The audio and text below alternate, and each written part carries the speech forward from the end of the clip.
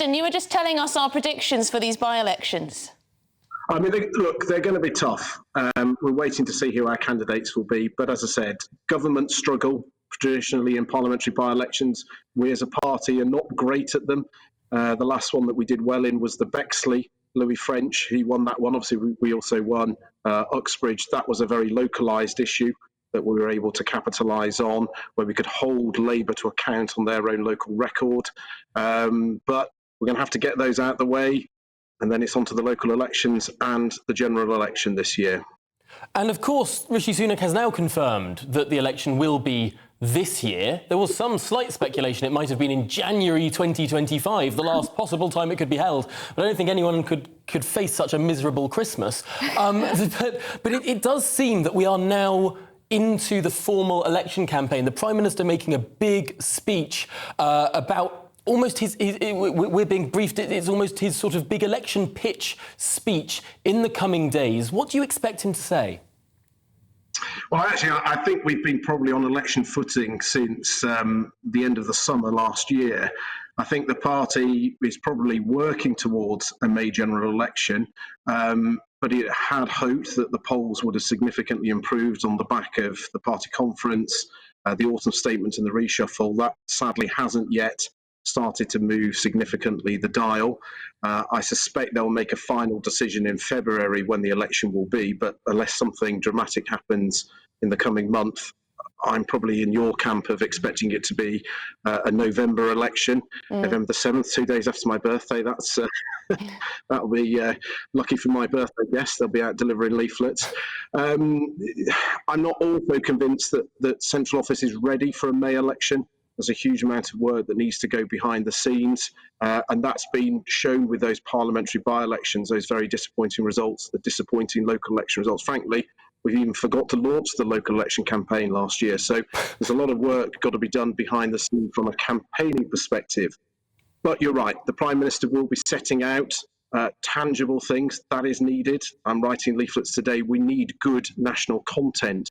And it's about, in my opinion, getting the spade in the ground, looking back at when George Osborne was Chancellor, the high-vis jackets, seeing us getting those houses built, getting infrastructure projects over the line and starting to make a tangible difference to people's lives. Because if we are going to win what would be an unprecedented fifth term in office, we have to show that not only have we made a positive difference to people's lives, but we will if they trust us for another term.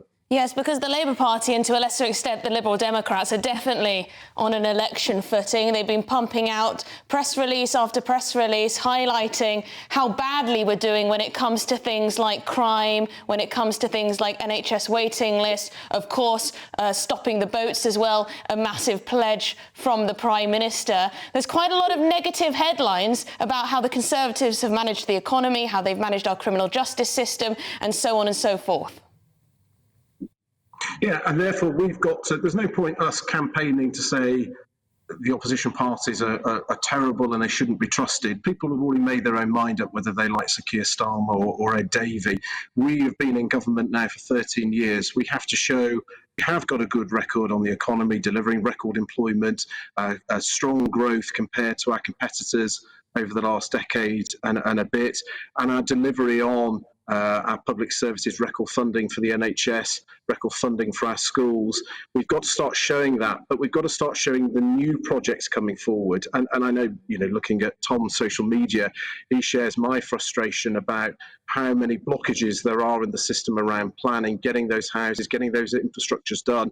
That point that you tweeted about the other day around about 70 local authorities declaring a climate emergency, then blocking solar panels, wind turbines, electrical vehicle charging. I mean, Justin, we were reading about Alok Sharma today. Yes. He pointed out, what did he point out? Go on. Alok Sharma has been saying that a small railway footbridge in his constituency has taken longer to build than the Empire State Building. Such is the sort of sclerosis that we see in our planning system, which I suppose we can of course blame governments, all governments since the Second World War, for building it up to where we are today. But we can also blame the Conservative Party for failing to reform how we expedite critical infrastructure or indeed all sorts of construction. Just a footbridge. Yeah.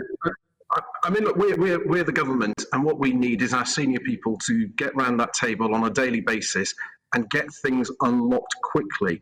So over the next potentially 11 months, if it is a November election, we can start seeing those cranes on the horizons, those spade in the ground, Jeremy Hunt in a high-vis jacket as the Chancellor, and actually showing that this in itself delivers economic growth, helps create those next generation of well-paid jobs, because we can't live on past record. And I will argue till the cows come home with my opposition about our record. We can be proud of our record, but that is not enough if you want a fifth term. You have to show you've got the same determination, same appetite to start delivering tangible benefits. We've got it in bucket loads.